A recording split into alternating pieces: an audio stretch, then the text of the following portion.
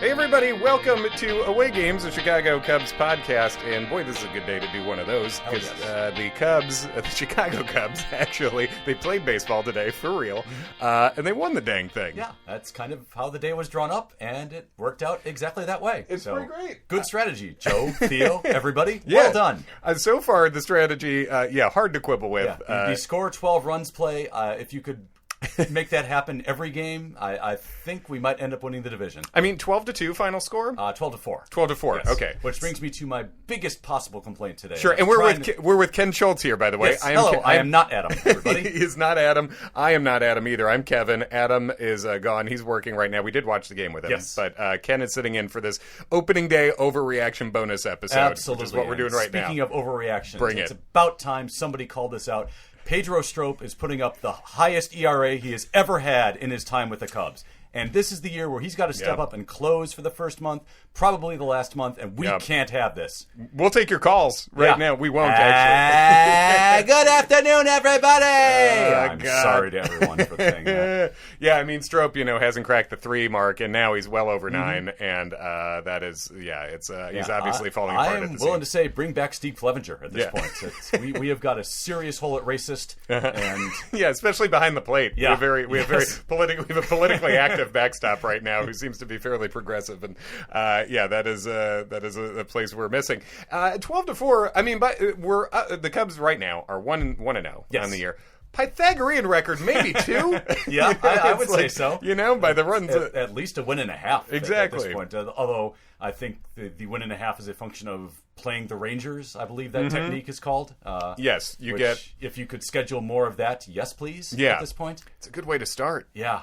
And I'm just looking at their lineup. When you're thinking about, like, even in that park, the home run threats, you've got Joey Gallo and a bit of Mazzara, a bit of Odor, and that's about it. That lineup falls off a shelf. Real quick. Yeah, and it's a shelf that's pretty close to the ground to begin with. Right. It's this metaphor into the ground too. Yes, what is even not it's like a shoe rack. It's just it's like that little step you take when you're 3 years old and you need to use the sink but you can't reach on your own. So right. The baby step, I guess. Yeah, exactly. We're gonna go, what about Bobbin? Sure, let's go. Well, yeah, let's go. What about Bobbin? Yeah. It's a good microcosm of how we're going to feel for the year, because the day begins. We were texting beforehand. I was already mad that Kyle Schwarber wasn't in the lineup, as you should be. I didn't like that, but I was also mad while simultaneously trying to be like, well, that's funny. I'm mad already. Mm-hmm. Yeah, but that's part of the existence of being a Cub fan. That our team has made our dreams come true. This entire group made our dreams come true less than 3 years ago.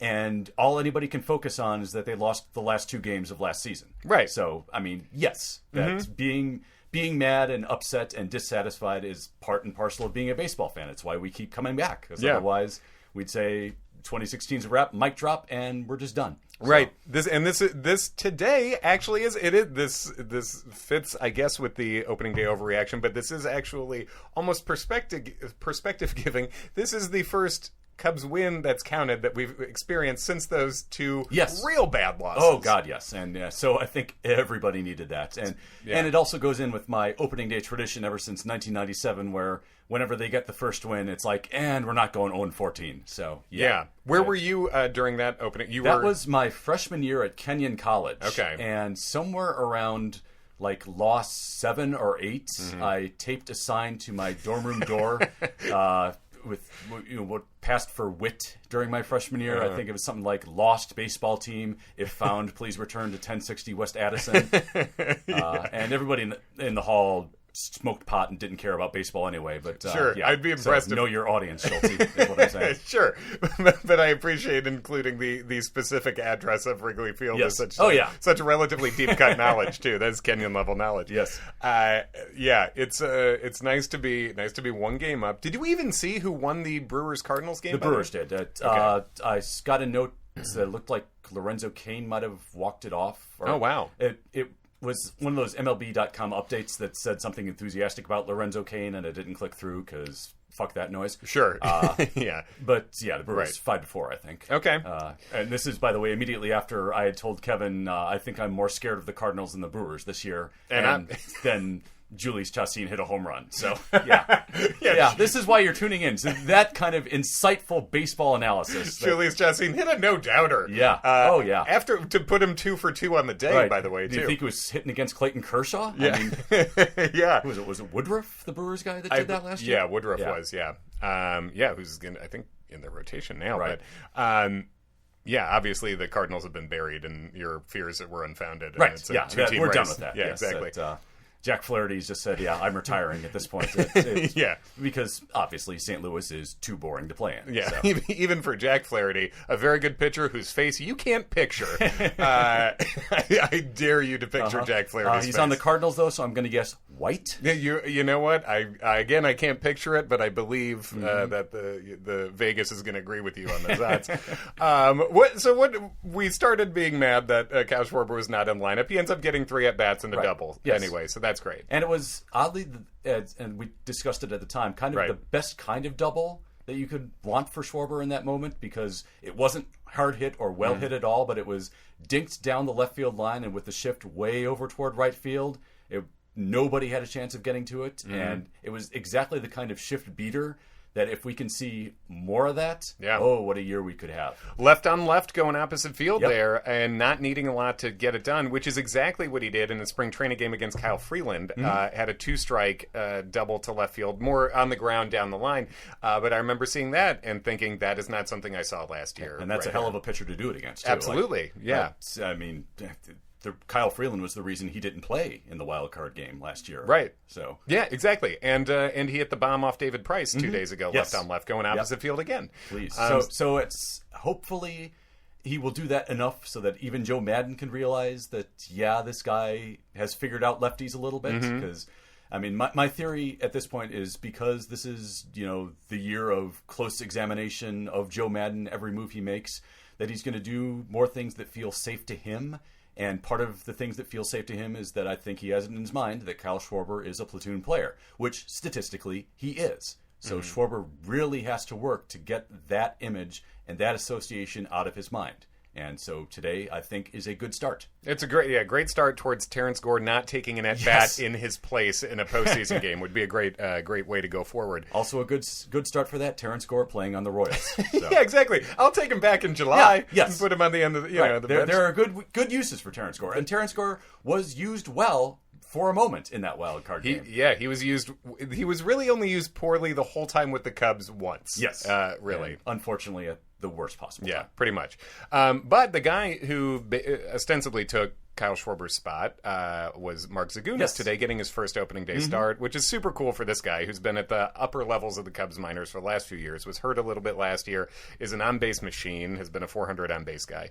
And he had a great day. Yes. You've been after, what team is it that you keep saying could really use him? I think Indians. I think any AL team, but Cleveland especially. Yeah. I think Cleveland. You look at their outfield; it's fucking nothing. Yes, there's nothing in that outfield. And Zagunis is a guy who can play either corner. He can DH.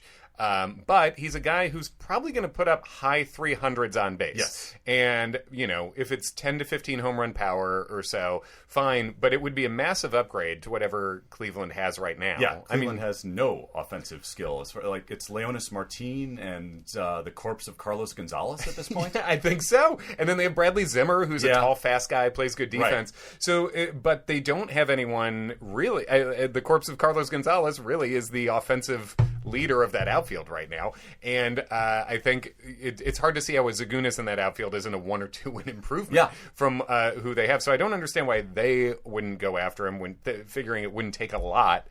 But he's here right now and had a great first day with the Cubs. Yeah. Was he the first?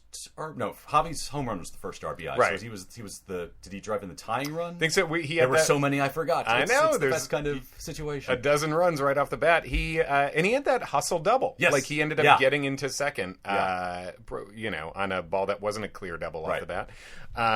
So it was great to see. He did really. I mean, you go up and down the lineup, and pretty much everyone did something. Not a person to complain about today. Right. That's Rizzo with the 3 walks and a single. KB just misses the home run his first time up, then destroys it his last time up. Love seeing him go easy opposite field power. That was, I remember the first time I saw Chris Bryant in the majors really impressed me was against the Pirates in Pittsburgh, and he inside-outed a ball. You know exactly what I'm talking about. PNC Park off the right field wall. Absolutely. Yeah, and I just remember the swing he took, where he hit it, and the way he hit it, and where it landed, and being like, I don't see people do that. No. Like an inside-outing it opposite field off the wall, and that's sort of, to a greater degree, that's what that homer was to You me. certainly didn't see Cubs doing that back in the day. No. So, and then I think Javi Baez, did he do anything He did today? I think technically he did a couple of things. Yeah. A couple of things that kind of left the yard a little bit. First one, almost hilariously Texas home run. Yes. That where like he almost had to bend down to get it and lift it up, and then all of a sudden you see the left fielder just saying, "Nope, not worth the effort." And on an 0-2 pitch. Yeah. Yes.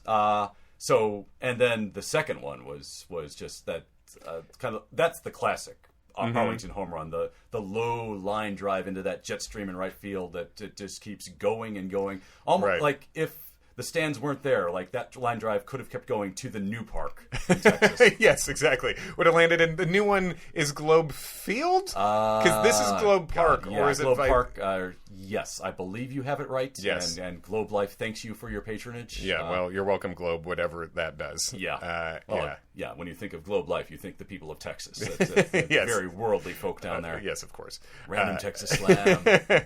And that right field alley. So Javi hits the two homers. Could be hardly more different homers. Yeah. With the 0-2 curveball pulled with high arcing curveball, and then the fastball lined, put on a line opposite field. Yeah, pulling that curveball, by the way, at just about the time where in my mind I was going, is it going to be one of these days where they haven't seen Minor in forever, and because of that nobody knows how to approach him, and it's going to be annoyingly 2-0 for the rest of the game? Right. On a much, much, much less important scale, but kind of the same general vibe of that Chris Bryant home run in Game 5 of the World Series, where you're thinking somebody's got to start scoring sometime soon here. Right, because a game can be 0 in the ninth very quickly. Yeah, you know? Which feels hot takey, but that's also that's the way my mind was working at the moment. In the moment, I get a little stupidly hot takey. Well, of course, and that's what it feels like in the moment. That's authentic, and it's not even that crazy considering the last two games that counted were exactly that. Right. You know, they were just one run, and you got it, and you're like, well, maybe now we're fixed. Yeah. And it never was. Yeah, and you know what Twitter is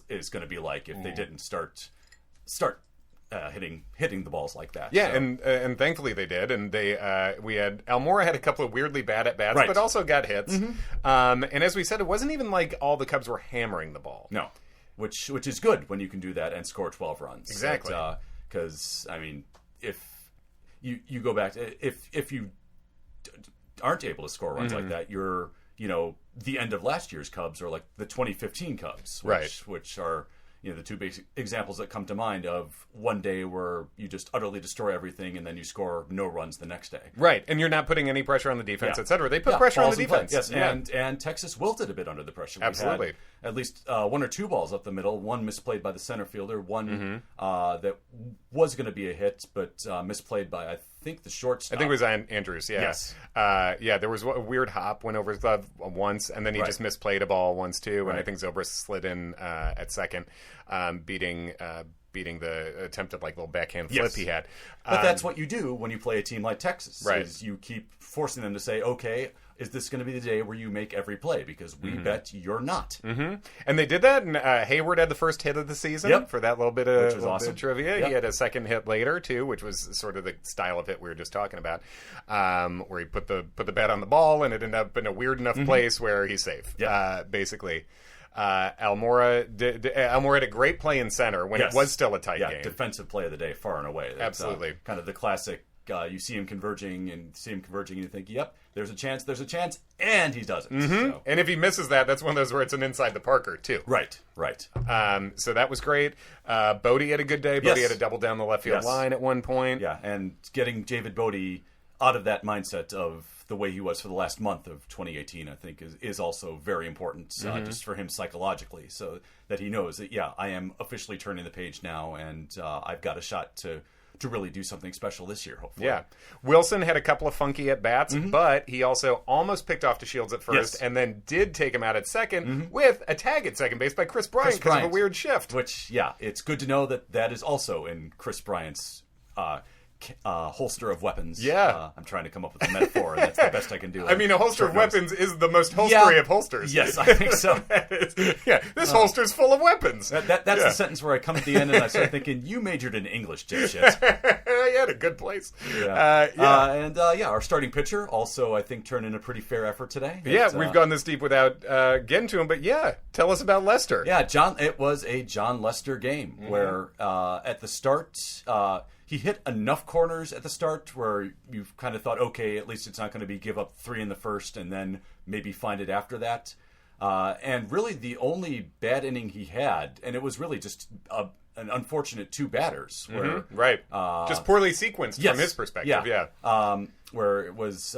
remind me how the single ended. It wasn't the single. So it was Runette Odor hit double down the right field line, I'm right? Sorry, yes. Yeah. So that was a legit double. I was confusing that with the earlier single just over Hobby's head. Odor almost falls down on every ball he makes contact with. Yeah. He spins out, tilts backwards. So it's like, as if to say, I can't believe I hit that either. So, yeah, exactly. And then Elvis Andrus hits one of those Arlington home runs to right field that also just kind of kept going until you thought, oh, for God's sake. Right. It's the first game of the year for us too. So I haven't seen as much baseball as I usually have. But as Andrews hit that ball, the first thing I said was, "Get it, Al!" And then there was nothing to get. Right. It just kept going. Get it, Al? Somebody sitting in the right field stands. There could be an Al out there. Absolutely. Yes. There's given how many white people were in the stands, I'd say there's 100% chance there was an Al. Several Als. Yes. But and then for the rest of the game, it was just that kind of the classic Lester as he starts settling in and going along. I am not given in to anybody.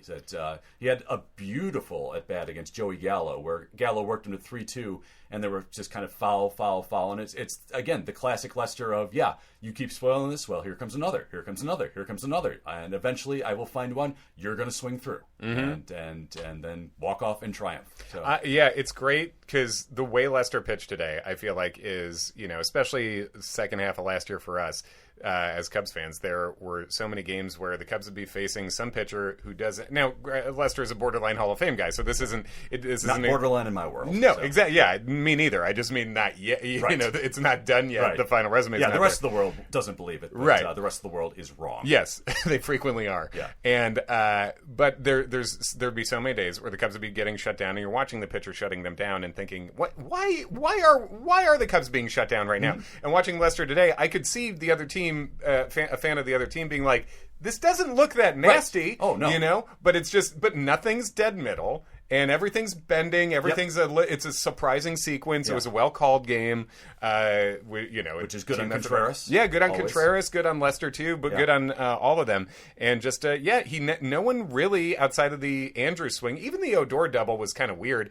No one really seemed comfortable taking a real strong hack. Right, and that's because and you don't really see it on TV. But Lester tunnels everything. That coming out of his hand, it is very difficult to tell where he's going to end up placing this ball. Yeah. And because he works every single corner, you can't be comfortable against it because you really, just by judging by pure field of vision, you have no idea where this is going to end up. So it always feels like a guess with him. And sometimes you do guess right, as Odor or as Andrews did that one at bat. Yeah. But for the most part, if he is hitting those corners and you can't eliminate any one of them, you're just not going to have a very good at bat for the rest of the day. Unless you happen to luck out. Yeah, and 6 innings, 2 runs, take that anytime. Yes. Especially every single day from him. Fantastic. Yep. I'm trying to think who else we didn't touch on now. The regulars. Randy Rosario had a nice little inning. Rosario had a great inning. Rosario, and you look at those pitches, and it's like weird. That was a cutter dead middle of the plate up, and he struck out the guy on it. The fact that he's striking guys out in and of itself is a good thing. Yeah, because his peripherals last year, the only knock against Rosario is the peripherals didn't match the results. Right. But if that's a sentence you're going to say, his way of doing that is the way to do it. Yes. Where the results were great. Right. The strikeout rate I think was 15%. The walk rate was like 11, and that's not the split you want. But he came in, had a super quick, good inning, missed some bats, and got out of there.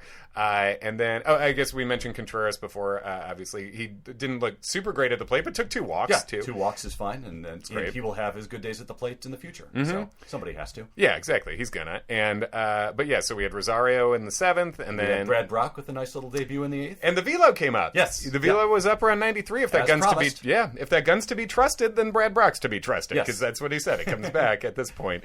No more smooching people who are sick, Brad Brock. On IL with the kissing disease. Too bad. Yep. Too bad and too good. Hey, everybody, high five. Come on. Then we had, and then the weird last inning, I guess. Yeah, I mean, Pedro Strop looked like Pedro Strop, right, and then gave up a seeing eye single to Hunter Pence. And that was apparently enough for Joe Madden. That is a really short leash this year with Pedro. Man, you'd think he might have earned a little bit of confidence. You would think. Yeah. You know, Madden really doesn't see color. He thought he was Kyle Hendricks, and he just had to get him out of there. And yeah, he weirdly in a 10-run game brings in Mike Montgomery for one final out. He must have really wanted that final out. That's Montgomery's thing. As I said, this wasn't the 10th inning. That's not the time to bring him in with 2 outs. No. Come on. And that's why Monty gives up a left-on-left homer to Nomar Mazara, who did flip that bat down. And deserved to. Sure, that was the one that was just launched. So. It's a no-doubter. Yeah. I think Kyle Hendricks, even on Dressed Like Pedro Stroke Day, Kyle Hendricks looked like Kyle Hendricks. So yeah, absolutely. Yeah, it's a tough mix-up. And then Javi had a charming talk after the game. I don't know if everyone saw it, but it was worth sticking around for. They asked him if he knew who Tuffy Rhodes was, and Javi's response was something like, "I don't, but I'll try to meet him at some point." So. Yeah, he said he said they asked I think JD was like, "Do you know who Tuffy Rhodes is?" And he said, "No, but if I see him, maybe." Yes. And then he said, "I'm bad with names." And then they said, "You'd be bad with a name like Tuffy too." Yeah, exactly. How many Tuffies do you know, Javi? Yeah, which Tuffy? Is it my in-law Tuffy? Is it my wife? Yeah. Is she Tuffy? Yeah. And then they asked, they said he actually did hit 3 home runs on opening day, and Javi, without missing a beat, said, "Oh, I want to be him when I grow up." Like, well, don't go to Japan too quickly, Javier. Yeah, and also they lost that game on opening day of the 3 home runs. So this better. We'll take 2, as we said, as Ken and I were saying when we were watching with Adam during the game. If you gave us the over/under 2.5 homers between Javi and Chris Bryant, and it's the over, that's a nice start, even to say nothing of everything else that happened. And there's probably one from Rizzo coming in the next couple days, and that will be fun too. That's great. It's a bummer tomorrow's off. Yeah. I guess tomorrow is Afterglow Day. I guess. Yeah. I do think that Texas should be one of the sites where you don't schedule in the day off. That I understand that it's kind of the season of big storms down there, but you're certainly not going to get weathered out for winter weather, and that's what I thought most of the opening day off days were for. And especially this year in September, they're really going to wish that day was moved 5 months down the road, right? Because and this is the kind of fan that both of us are, that already looking to September and seeing that they only have 2 off days, and remembering that stretch last year. So. Yes, it seemed so that is frustrating, because you can just tell, well, this is gonna happen again. Yeah, so that sucks. But at least they know this time, and it's not something that is going to get sprung on them after a bunch of rainouts. So is there a way that if they get a rainout at some point this year and MLB tries to move it to September, they can say, fuck no? Well, in theory, I think so, because in theory, they didn't have to play as many games in a row as they did last year. Right. But that wasn't the function. The 20-day rule right. should have been in place. Right. And my thought with that is that it's got to be at least partly due to the weakening of the union, where you don't have like a Donald Fear who could stand up and say, no, that's not what we bargained. No, for a lawyer job, they have a switch hitting first baseman. Right. So, cool. Yeah. They figured that the owners would be intimidated by his height, I guess. Yeah, his height and occasional late career power. It's weird. The scheduling doesn't make sense, but it's so much better to go into that off day coming off a win than it is coming off a loss would have really sucked. Yeah, when you're 0 for every game you played, that's not when you want to have a day to think about it. So. No, it's great. But next game we got we go from oh boy. It's going to be exciting. Yes, so look out, Roof Ned. Yeah. He's coming for you, Joey Gallo. Yeah, Roof Ned might need to put on an undershirt if he wants to protect himself from. If you guys didn't see, I've never seen a man more shirtless playing official baseball than Rougned Odor was. He had 4 buttons undone and absolutely no undershirt. I would say Todd Hundley at his drunkest was close. Okay. So Sure, yeah, Todd Hundley at his drunkest, which is, in his prime for me. Yeah, was the entire 2002 season, from what I understand. So. Yeah. Cool. Did we miss anything on this I think Overreact? we are pretty much good with this game. So, yeah, Ken, what a day. Tell them where to find you. If they've listened before, they probably know. But... Yeah, but they don't care either, so it's... perfect combination. Yeah. I do know, don't care. Story of my career. It's Twitter is at Ken Schultz _ SCHULTZ _. Instagram at Ken Thin Guy. And I posted one today of myself on opening day 1996 at Wrigley Field, Ryan Sandberg's first game back from retirement, where my dad called me out of high school saying that we were on a college visit because we drove past DeVry on the way to Wrigley. So That's great. It's a great post. Great. Yep. It was a great day. Oh, God. Yeah. They gave up the lead in the 9th inning. Doug Jones, remember him? Sure. How many changeups can you throw? Infinite. Yeah. Blew the save that day, and then Mark Grace ended up walking off Trevor Hoffman in the 10th. Oh, my God. I had forgotten about that. That was a day. It was welcoming Rhino back and then ending up with everybody celebrating in a dog pile in the field. That rules. Yeah. That's great. And another good one here. And Ken is also a writer for Cubs Den. Yes. And Baseball Prospectus had a piece with their short relief last week. Right? And my also part of the Ichiro tribute from last week as well. So great. Yeah, Ichiro forever. Yes, indeed. I'm Kevin. Adam is going to be back on our next regular episode, but we thought this would be a fun bonus since we had Ken in town in New York with us to watch the opening day stuff. Follow us at awaygamespod on Twitter, awaygamespod on Instagram, and shout out to at Cub Prospects, our friend Brian Smith, a great prospect writer.